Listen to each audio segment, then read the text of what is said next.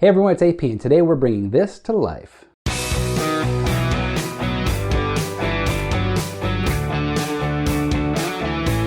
Well, just like everybody else, I'm cooped up too, and my imagination is constantly running wild. My wife shared with me an article recently about how Russia is doing this really interesting thing by bringing to life famous works of art from from Frida to Picasso to Mondrian to Michelangelo, like all these great classic paintings. The country of Russia has kind of rallied around bringing these things to life and sharing them on social media, to the point where the New York Times actually did a story about it last week, I think. I'll leave a link to that story in the description below.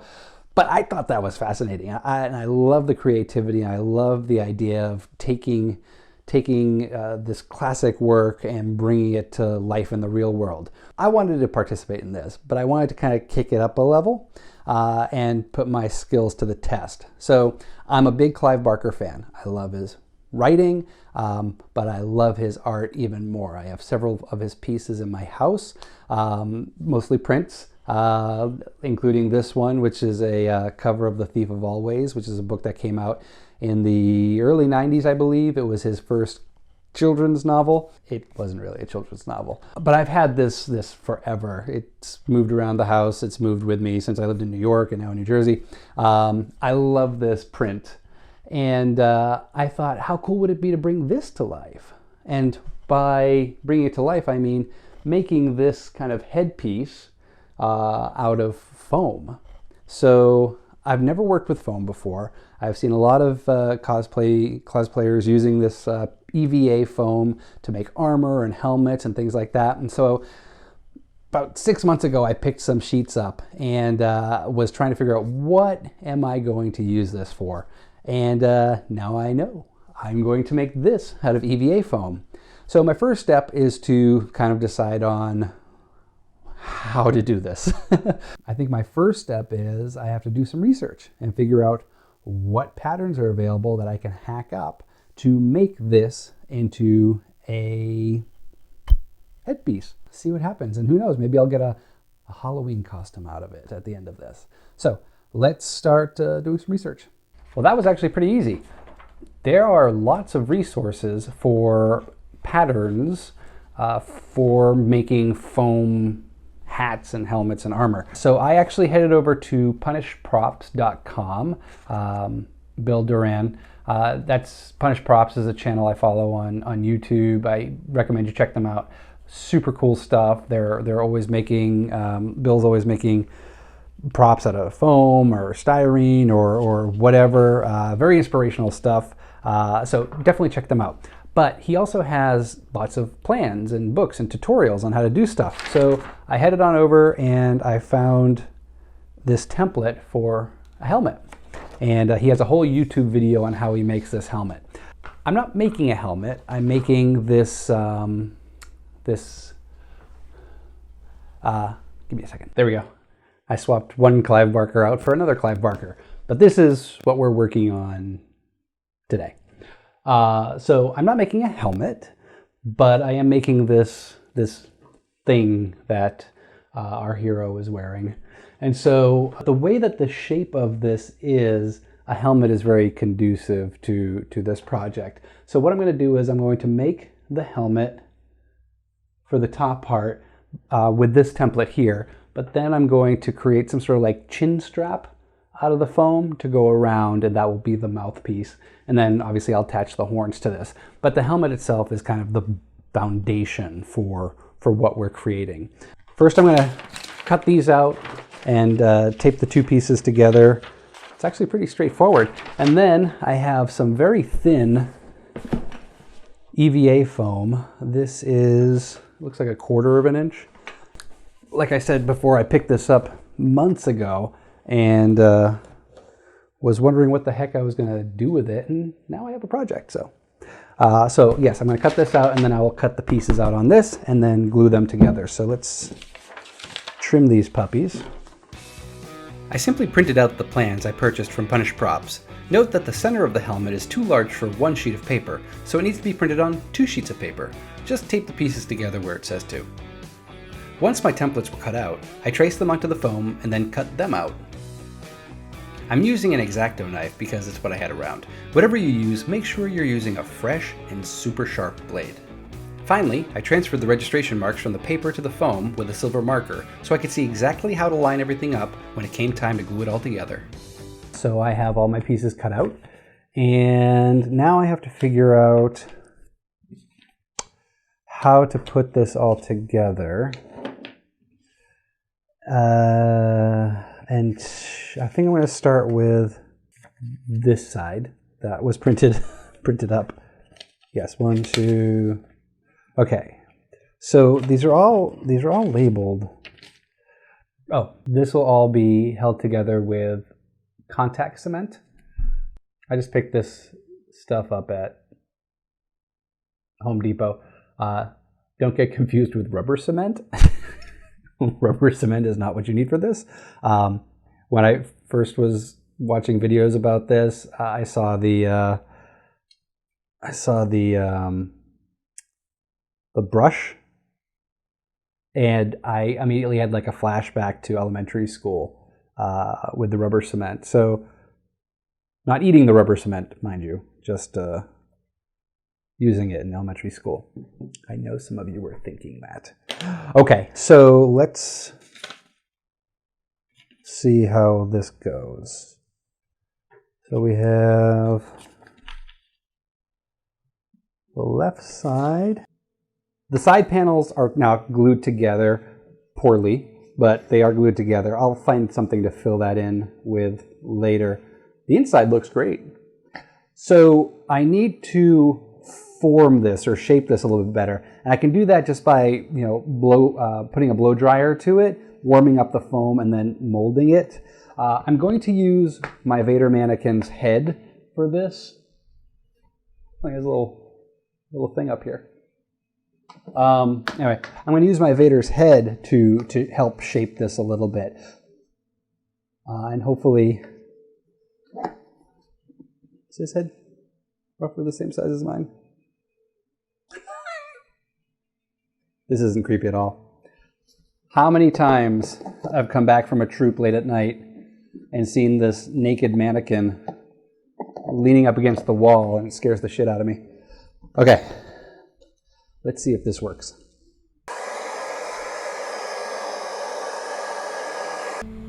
So I was in fact able to shape this with the hairdryer. I just needed to be a little bit more forceful with it and use a higher heat setting on this hairdryer. So that's cool. Next, I'm going to glue this piece on to the center, and then I should be able to then put the two halves together. So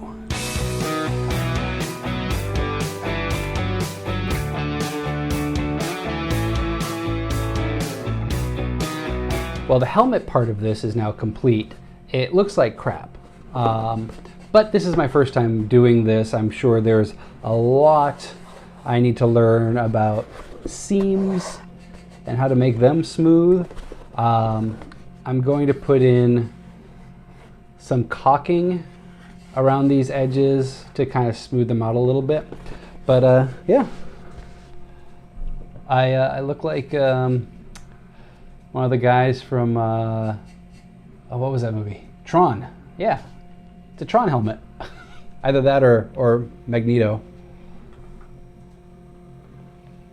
So there's 3 pieces left that need to be built for this. The horns that are coming out of the side here, the lower jaw, the horns, and then the teeth that'll be kind of coming out of the top and bottom of the jaw. I think I will do the teeth next. So I took a picture of the poster and I blew it up in Photoshop to try to get close to the size of my face, just to get these somewhat proportional. This might be a hair bigger than my head.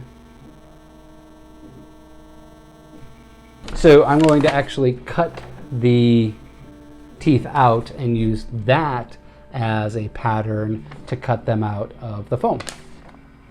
Super easy. I said confidently. Let's do it. After cutting out the teeth, I traced them onto the foam. I started with my scrap pieces in order to minimize the waste. The helmet template had a bit of a widow's peak to it, and I required a more round portal for the mouth, so I trimmed out a piece to curve it better. Next, I needed to create the jaw and lips. I just eyeballed the dimensions based off the original painting. I repeated the old trace and cut process and then glued the jaw pieces together. I attached the jaw to the helmet and then started gluing in the teeth. This bad boy is now ready for the dentist. From hell. The teeth are in. He looks more like Venom right now than he does Harvey Swick's costume back there. But I'm digging it, and it actually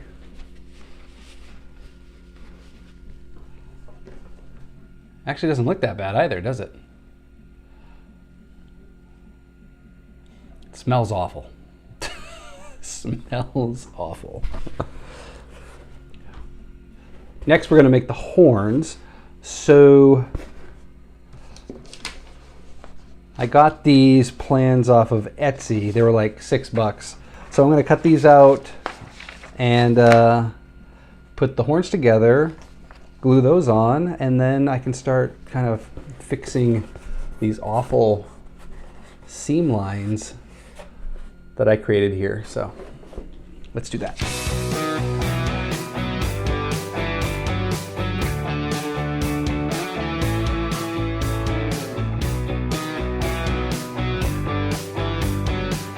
It's been a while since we've been in my workshop because it's a disaster area and I need to find a few minutes to actually organize it. But I figured now was the time to get back down here because I'm going to get a little bit messy with this. So everything's been put together. I have my horns. I have the helmet itself. I still need to glue the horns on, and that's actually going to require some surgery here because for some reason these are not formed to any circular shape I've ever seen before. So whatever. But before I do that, I need to fix all of the god-awful seam lines that I have on this helmet. I think next time I try a helmet or to work with foam, I'm going to really put my heat gun to use, because I really feel that if I had shaped these a little bit better before gluing them together, these seams wouldn't be that bad. But here we are. So to kind of cover up the crimes here, I have a few things. First is some flexible crown molding caulking. Flexible because it'll just, this whole thing is flexible. I don't want to put anything that's going to dry hard like Bondo because it'll crack super easy as soon as I put any pressure anywhere on this. So using this flexible caulking will really help hold this together, but also bend with any pressure that I put on it. So I'm going to use that. I'm going to sand down the seams a little bit first with some 320 grit paper. And once that's all dry, I'll then trim these down, attach these, and then we'll put a coat of primer on it. That's very exciting, isn't it? Let's start sanding. I actually ended up using 120 grit to knock down the rough edges of the seams. This kind of worked, although I think next time I'm going to use a Dremel. The caulking was a great way for filling the voids in the seams. I probably could have used a couple coats though. Something to remember for next time. After all the caulk was dry, I was able to fit and glue on the horns. We're in the home stretch. Well, the horns are on. And I've caulked all the seams. I've caulked all the seams. And so now I'm ready to put a primer coat on here. Now to prime, just want to make sure everything's there. Now to prime foam armor, from what I understand, you need to use I've seen two different ways to prime the foam. You can use wood glue, just brush on wood glue, let it dry, and then you can paint on top of that. I think that's going to make it a little too hard though. although I like the idea of the texture that would bring. Another way to prime this is to use something called Plastidip.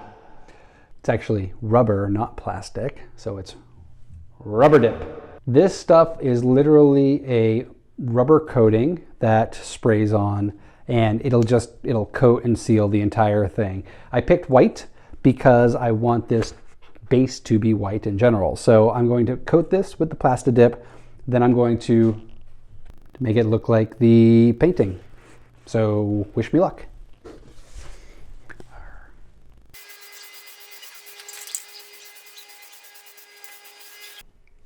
The Plastidip has fully cured, and it's actually pretty interesting. It's, as expected, it's a very rubbery finish, but this should be a good base to put my top coat on, my paints. So the next step is I'm going to sketch out the lines. I'm going to transfer this to this in pencil first, and then I will paint it, and we will be done with this. But I'm feeling pretty good about it. Still, I just like wearing it. It looks pretty cool, right? I think I might mount it on my wall.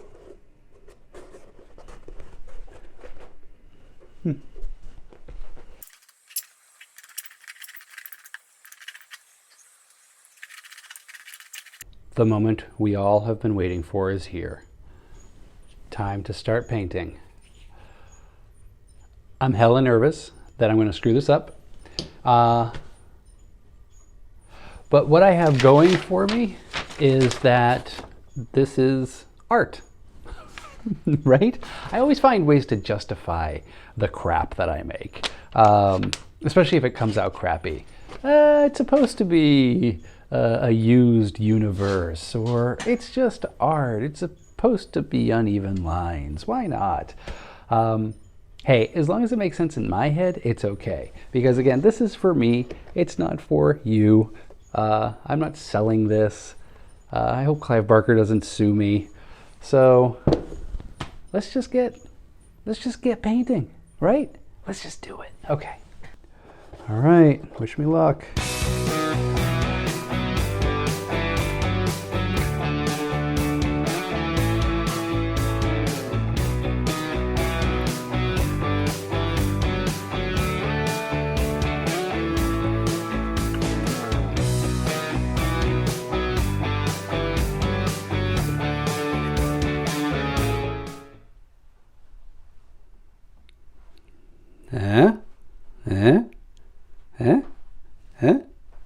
Yeah? You see? Cool, huh? Yeah, right? Yeah. This came out great. I mean, I think it came out great. I'm pretty sure I'm not going to get any achievement awards from my elementary school art teacher, but I think this is awesome. I mean, you know, it's not perfect, but it looks like the mask that Harvey Swick is wearing. So I call this a win. I'm certainly going to mount it on my wall because, I mean, who doesn't want this hanging up in the wall of their office? It'll definitely keep the kids out. So I learned a few interesting things about working with foam that I'll bring with me in the future. First and foremost, using a sharp blade to cut the foam pieces. The first few cuts I made were with a dull X-Acto knife, and that just made these cuts a little ragged, which forced me to have to use a lot more filler when gluing this together. If I had used a super sharp blade, the cuts would have been smoother, and these would have glued together much more seamlessly. So that's tip number one. Tip number two, being very generous with the heat gun. I started out using the hair dryer, and just the heat output on that wasn't enough to be efficient in molding this. So I brought out the heat gun, and that was so much better. But I only brought it out when I was working on the horns. If I had brought it out for the helmet, I would have gotten these probably a little bit more smooth. And but you know, that's okay. For my purposes, I'm super satisfied with this. I love how it came out. And yeah. So thank you for watching. Really do appreciate it. If you made it this far, you are awesome and you deserve your own thumbs up. If you liked the video, give me a thumbs up. If you didn't like the video, give me a thumbs down. Leave me a comment either way. I really am interested in your feedback, how you would have done this differently. It just helps me grow and get better in doing the things that I'm doing. So thanks for watching. Really appreciate it. We'll see you next time.